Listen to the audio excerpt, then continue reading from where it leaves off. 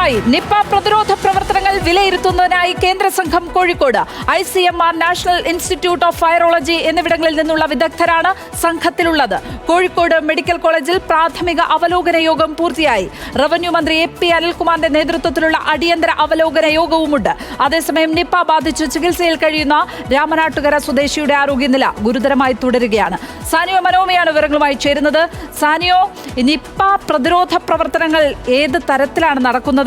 കേന്ദ്ര സംഘത്തിന്റെ പ്രവർത്തനങ്ങൾ എങ്ങനെയാണ്? ഇതുമായി ബന്ധപ്പെട്ട് ഈ രോഗിയുടെ സമ്പർക്ക പട്ടികയുമായി ബന്ധപ്പെട്ടൊക്കെ കിട്ടുന്ന വിവരങ്ങൾ മറ്റാർക്കെങ്കിലും രോഗലക്ഷണമുണ്ടോ? എന്തൊക്കെയാണ് കിട്ടുന്ന വിവരങ്ങൾ?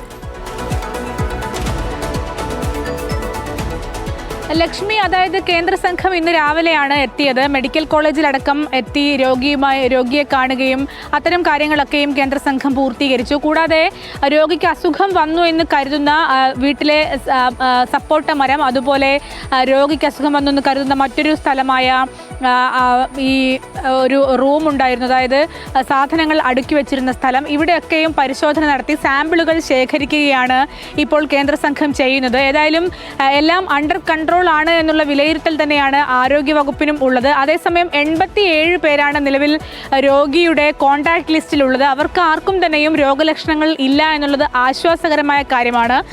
ഇന്നലെ ഇപ്പോൾ രോഗിയുമായി ഏറ്റവും അടുത്ത കോൺടാക്റ്റുള്ള 3 അടുത്ത ബന്ധുക്കളെ മെഡിക്കൽ കോളേജ് ആശുപത്രിയിലേക്ക് മാറ്റിയിരുന്നു. അതിൻ്റെ കാരണം എന്ന് പറയുന്നത് അവരുടെ സ്രവ സാമ്പിളുകൾ അടക്കം എടുത്ത് പരിശോധിക്കാൻ വേണ്ടിയാണ്.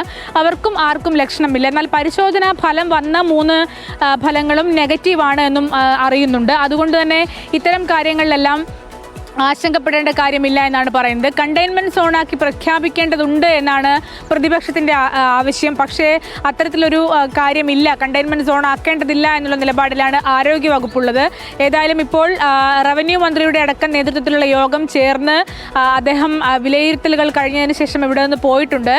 അദ്ദേഹം പറയുന്നത് എല്ലാ കാര്യങ്ങളും അണ്ടർ കൺട്രോളാണ്. DMO ഇല്ലാത്ത വിഷയം അടക്കമുള്ള കാര്യങ്ങൾ DMOയുടെ ആവശ്യമില്ല. കാരണം മുൻപ് നിപ്പ രോഗബാധയുണ്ടായിരുന്നപ്പോൾ അല്ലെങ്കിൽ ഇടപെട്ടിരുന്ന ഉദ്യോഗസ്ഥർ തന്നെയാണ് ഇപ്പോഴും ആ കാര്യങ്ങളൊക്കെ നോക്കുന്നത്. അതുകൊണ്ട് DMOയുടെ ഒരു കുറവായി കാണേണ്ടതില്ല എന്നടക്കമാണ് റവന്യൂ മന്ത്രി ഇപ്പോൾ പറഞ്ഞിരിക്കുന്നത്. സാനിയോ, മറ്റാർക്കെങ്കിലും രോഗലക്ഷണങ്ങളുണ്ടോ? നിരീക്ഷണത്തിൽ കഴിയുന്ന ആർക്കെങ്കിലും രോഗലക്ഷണങ്ങളുണ്ടോ? ഈ രോഗിയുടെ ഇപ്പോൾ നിപ്പ ബാധിച്ച് കഴിയുന്ന ആളുടെ ആരോഗ്യസ്ഥിതി സംബന്ധിച്ച് ഏറ്റവും ഒടുവിൽ കിട്ടുന്ന വിവരങ്ങൾ എന്തൊക്കെയാണ്? ഈ കോൺടാക്ട് ലിസ്റ്റിൽപ്പെട്ട ഒരാൾക്കും രോഗലക്ഷണമില്ല എന്നത് തന്നെയാണ് ഏറ്റവും ആശ്വാസകരമായ കാര്യം. കോൺടാക്ട് ലിസ്റ്റിൽ 87 പേരും ഏറ്റവും അടുത്ത കോൺടാക്ട് ലിസ്റ്റിൽ 15 പേരുമാണുള്ളത്. അതിൽ തന്നെ രോഗിയുമായി അടുത്തിടപെട്ട 3 പേരുമുണ്ട്. ഇവർക്കൊന്നും തന്നെയും രോഗലക്ഷണങ്ങളില്ല. ഇതിൽ 3 പേരുടെ സ്രവ സാമ്പിളുകളുടെ റിസൾട്ടും വന്നു, നെഗറ്റീവാണ്. അതുകൊണ്ട് തന്നെ ആ ഭാഗം എന്ന് പറയുന്നത് വലിയ ആശ്വാസം ഉണ്ടാക്കുന്ന ഒരു കാര്യമാണ്. അതേസമയം രോഗിയുടെ അവസ്ഥ ഗുരുതരമായി തുടരുകയാണ്. വെന്റിലേറ്ററിൽ തന്നെയാണ് രോഗി ഇപ്പോഴും തുടരുന്നത്. മോണോക്ലോണൽ ആന്റിബോഡി മാത്രമാണ് രോഗിക്ക് നൽകിയിരിക്കുന്നത്. റെംഡെസിവിർ അടക്കമുള്ള മരുന്ന് ഇന്നെത്തുമെന്ന് അറിയിച്ചിരുന്നെങ്കിലും അത് എത്തിയിട്ടില്ല. അത് എത്തുന്ന മുറയ്ക്ക് ആ മരുന്ന് കൊടുക്കാൻ കഴിഞ്ഞേക്കും എന്നാണ് കരുതുന്നത്. അതായത് ഈ എത്താനുള്ള മരുന്ന് ഈ ആരോഗ്യസ്ഥിതി മെച്ചപ്പെടുത്തുന്നതാണോ? എന്താണ് ഡോക്ടർമാർ പറയുന്നത്?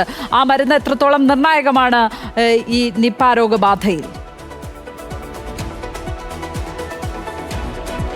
കഴിഞ്ഞ കാലങ്ങളിൽ, അതായത് 2018 മുതൽ നിപ രോഗബാധ ഉണ്ടായിരുന്ന സമയത്ത് കഴിഞ്ഞ കാലങ്ങളിൽ പലപ്പോഴും റെംഡെസിവിർ മരുന്ന് കൊടുത്തിട്ടുണ്ട്. പക്ഷേ അത് തുടക്കത്തിൽ തന്നെ മോണോക്ലോണൽ ആൻറ്റിബോഡി കൊടുക്കുന്നതിന് ശേഷം തന്നെ കൊടുക്കേണ്ട മരുന്നാണ്.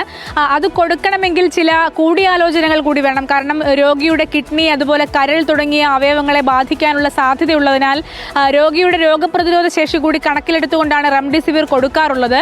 പക്ഷേ ഈ രോഗിക്ക് കഴിഞ്ഞ ദിവസം അഡീഷണൽ DMOയുടെ നേതൃത്വത്തിൽ ചേർന്ന യോഗത്തിൽ ഈ രോഗിക്ക് റെംഡെസിവിർ കൊടുക്കാം, വലിയ പ്രശ്നങ്ങൾ ഉണ്ടാവില്ല എന്നതാണ് വിലയിരുത്തപ്പെട്ടിട്ടുള്ളത്. ഈ മരുന്ന് കൊടുത്താൽ ശമനം ഉണ്ടായേക്കും, അതായത് തലച്ചോറിലെ എൻകഫലൈറ്റിസിനടക്കം ശമനം ഉണ്ടായേക്കുമെന്നാണ് പ്രതീക്ഷിക്കപ്പെടുന്നത്. പക്ഷേ ആ മരുന്ന് കൊടുക്കാമെന്ന് മിനിഞ്ഞാന്ന് തീരുമാനമായെങ്കിൽ കൂടിയും ആ മരുന്ന് ഇന്നലെ വൈകുന്നേരം എത്തുമെന്ന് വിചാരിച്ചു, ഇന്ന് ഉച്ചയ്ക്ക് എത്തുമെന്ന് വിചാരിച്ചു. പക്ഷേ എത്തിയിട്ടില്ല. നാളെ രാവിലെയോടുകൂടി എത്തി അത് കൊടുക്കാൻ കഴിയുമെന്നും അത് കൊടുത്താൽ ഒരു പക്ഷേ അതിൽ ഒരു മാറ്റം, പുരോഗതി രോഗിയുടെ കാര്യത്തിൽ ഉണ്ടാകുമെന്നും സംശയിക്കുന്നു. പക്ഷേ ഇന്നലെ ചില ആരോഗ്യ വിദഗ്ധരൊക്കെയും പറഞ്ഞത് റെംഡിസിവിർ അത്രയ്ക്ക് എഫക്റ്റീവായ ഒരു മരുന്നല്ല എന്നാണ്. പക്ഷേ എന്താണ് അതിനൊരു പ്രതിവിധി, പകരം എന്താണ് മരുന്ന് എന്നത് അവർ പറയുന്നുമില്ല എന്നുള്ളതാണ്. ഏതായാലും റെംഡിസിവിർ തന്നെയാണ് മുന്നിലുള്ള ഒരു മാർഗം എന്ന് പറയുന്നത്. അതേസമയം മോണോക്ലോണൽ ആൻറ്റിബോഡിയുടെ സ്റ്റോക്ക് ഉണ്ടായിരുന്നത് കൊടുത്തിട്ടുമുണ്ട്. ഏതായാലും ഈ കാര്യങ്ങളടക്കം രോഗി ഇപ്പോഴും ഗുരുതരാവസ്ഥയിൽ തുടരുന്നു എന്നുള്ളത് തന്നെയാണ് ഏറ്റവും പ്രധാനപ്പെട്ട കാര്യം. അപ്പോഴും പ്രതിരോധ പ്രവർത്തനങ്ങൾ ഏതൊക്കെ നിലയ്ക്കാണ് നടക്കുന്നത് സാനിയോ? ഈ രോഗലക്ഷണങ്ങൾ മറ്റാർക്കും ഇല്ല എന്നുള്ളത് വളരെ ആശ്വാസകരമായ കാര്യമാണ്. അപ്പോഴും എവിടെയാണ് രോഗ ഉറവിടം, എവിടെ നിന്നാണ് എന്ന് കണ്ടെത്തുവാനുള്ള നടപടികൾ, പ്രതിരോധ നടപടികൾ, ഇതൊക്കെ എങ്ങനെയാണ് അവിടെ ജില്ലയിൽ നടക്കുന്നത്? അതായത് പ്രതിരോധ നടപടികളെ സംബന്ധിച്ചിടത്തോളം രോഗം എവിടെ നിന്നാണ് എന്ന് കണ്ടെത്തുക എന്നത് വല്ലാത്ത റിസ്ക് ഉള്ള ഒരു കാര്യമാണെന്നാണ് ആരോഗ്യവകുപ്പ് പറയുന്നത്. കാരണം രണ്ട് സംശയങ്ങളാണ്. ഒന്ന് ഗോഡൗൺ, അതായത് പൂട്ടിയിട്ടിരുന്ന ഗോഡൗൺ ഇദ്ദേഹം പോയി തുറക്കുകയും അതിൽ കുറേ വവ്വാലുകൾ ഉണ്ടായിരുന്നു. അതിൻ്റെ വിസർജ്യമടക്കം ഒരുപക്ഷെ ഇദ്ദേഹത്തിൻ്റെ ശരീരത്തിലോ അല്ലെങ്കിൽ ആ മൂക്കിലൂടെ ശ്വസിക്കുന്നതിലൂടെ ഉള്ളിലേക്ക് കടന്നിട്ടുണ്ടോ, ആ ശ്വസനത്തിലൂടെ ഇത് പടരുമോ, അത്തരത്തിൽ വലിയ ചോദ്യങ്ങൾ ഇപ്പോഴും ആരോഗ്യ വിഭാഗത്തിൻ്റെ മുൻപിൽ നിൽക്കുകയാണ്. ഈ അവശിഷ്ടങ്ങൾ മൂക്കിലൂടെ ശ്വസിക്കുമ്പോൾ ഒരു പക്ഷേ വൈറസ് കടന്നിട്ടുണ്ടാകുമോ എന്നുള്ള ചോദ്യം